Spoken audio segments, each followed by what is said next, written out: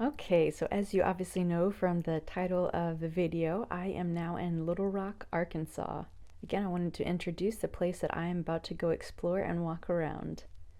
The Big Dam Bridge is 4,226 feet or 1,288 kilometers long, which is North America's longest pedestrian and bicycle bridge and has never been used by cars or trucks. One of the most famous Harlem Globetrotters, Hubert Geese Owsby, which was like the class clown, was actually born in Little Rock in 1938. The Little Rock Nine have a statue right beside the Capitol building with quite a story, which I'll explain a little bit about more later. The statue is called Testament and is the only civil rights memorial located on state capitol grounds in the South. If you read up on what happened to the Little Rock Nine, you'll see that each of them went on to have very successful careers, and in 1999, President Bill Clinton gave each one of them Congressional Medal of Honors. The old State House was built in 1836 and would be the state capitol building for 75 years. It is the oldest surviving state capitol building west of the Mississippi River. The department store Dillard's actually has their headquarters here in Little Rock and is one of the most successful store chains in all of the U.S. Down at the Arkansas River Trail, you'll find a list of names that shows how Arkansas was spelled over the years depending on the year and which Native American tribe it was. The William J. Clinton Presidential Center is one of the largest archival collections for American presidential history. While it's closed right now, there is a museum inside the center which has a full-scale replica of the Oval Office while Clinton was president. So while I can't go this time, I saw pictures and it looks really cool, so I will definitely have to come back another time. Speaking of Clinton, if you thought he was a great president, you will definitely have to come visit Little Rock, where you can see the house where he and Hillary lived while Bill was the senator of Arkansas. You can also see the Hillary Rodham Clinton Children's Library, streets named after Bill Clinton, as well as bridges.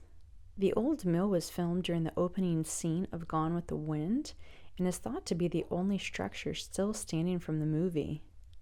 Now I kind of want to show you a little bit around the old mill, as I just found it to be so beautiful. So what I thought would just be a really quick visit, just to take a quick video of the old mill, I found this really cool old bridge that's kind of just across the waterway here from it. And I just thought it might be cool to show, as this is something really unique that I don't typically see on my travels.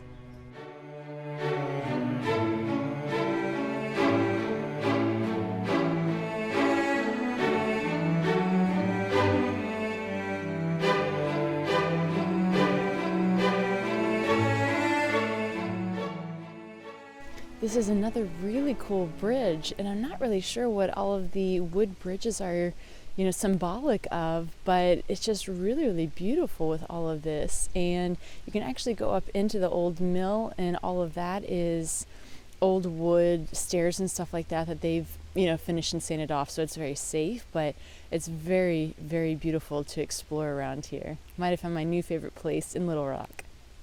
As you can see, it's pretty windy right here, but I just wanted to show you this little riverfront walkway here.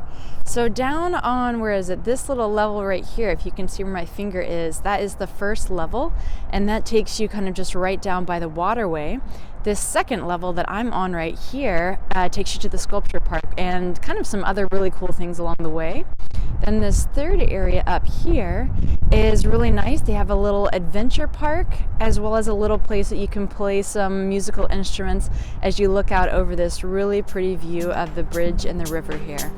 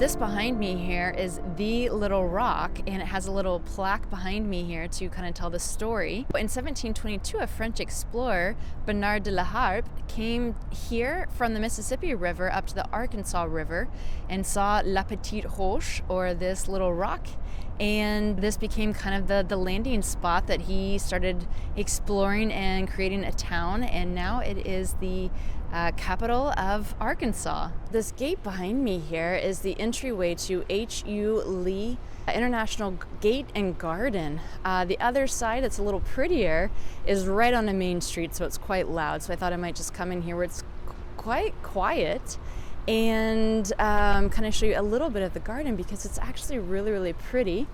One of the first things that you will notice here is that there are these two students here that are bowing and welcoming you with respect to the garden. They have a couple of other cool little things in the background there. And right back in this area, they have two symbols that I kind of want to show you real quick. So these guys here are called Haribongs, or the grandfather. And they said that this is found on one of the islands in South Korea. And they are made from basalt rock, or lava rock, and they are an extremely important symbol in Korea, and they are not allowed off that island. But these two are actually specifically donated for this garden here in Arkansas as a sign of friendship.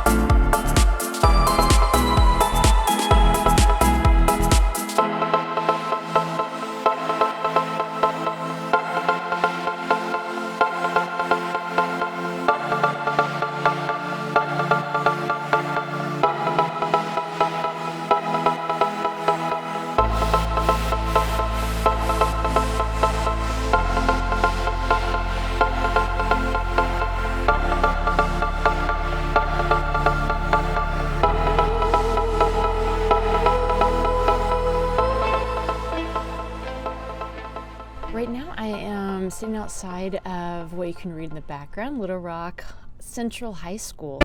This has a really fascinating story of what's called the Little Rock Nine. In '57, Eisenhower decided to go ahead and integrate the schools, but at that time, states more or less had rights over their schools and how they decided to govern them. So, especially in the southern states, they weren't too happy that Eisenhower wanted to integrate the schools. And so here in Arkansas, the governor at the time decided that just wasn't going to happen. And he actually sent the Arkansas National Guard to block the Little Rock nine black students that wanted to come here, which was their national right, not their state right, according to the governor. So it was quite a mess, and Eisenhower did not like his authority being questioned. So a couple of weeks later, he was able to get together not just a few hundred, but 11,200 National Guard to allow these students to come in, control the mob that was just hysterical outside the schools here, and allow the students to go ahead and enter the schools, go to their classes, and finish out the year like proper people. And so they actually did stay, all 11,200 National Guard, for 2 full months just to ensure the order was kept. And one student actually, it was his senior year, so I think he was the first ever black student to graduate from a regular high school, and he was quite proud. Behind me here, I don't know if you can see some of the benches and stuff that are around. Those are actually for the Little Rock Nine, and you can find their names on there. And around the area here, like on the other side of the street, there is a National Historic Site that you can actually go in and learn all about the history of the Little Rock Nine. It's just absolutely fascinating. And this is a ongoing school to this day that is being used. So while you're able to walk around the outside of the school, if you want to go inside and actually see anything, it is a tour that you need to reserve. But it is an absolutely beautiful school that was named one of the most beautiful high schools in America a couple of years ago. I'm not sure what year. But this is definitely a fascinating story of what happened here with the Little Rock Nine. I'm actually inside of a place called Historic Arkansas Museum, and the inside part is actually another building, but this is all outdoors. And as you can see behind me, that little sign on the ground is the grog shop, and this is actually the oldest building in Arkansas. And they have this really cool area that all of the stuff that's here by the museum is all authentic. And then they have another area that's across the street that's all replicas, but it's still really, really cool to walk around, at least for a history lover.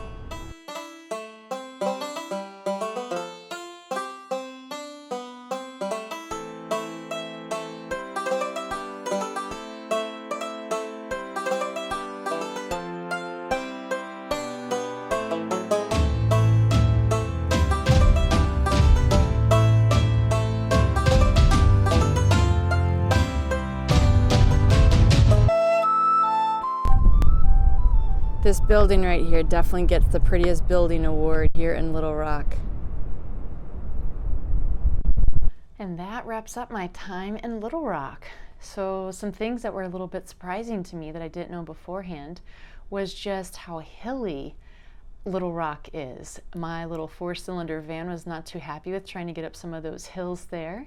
But it wasn't necessarily every street, but I definitely noticed it was a lot more than I was expecting.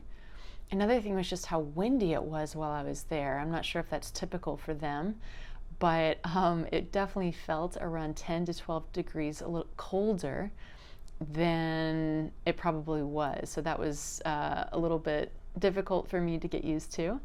And then the thing that I really, really enjoyed about being in Little Rock was the learning about the story of the Little Rock Nine and getting to see the beautiful Central High School that's there.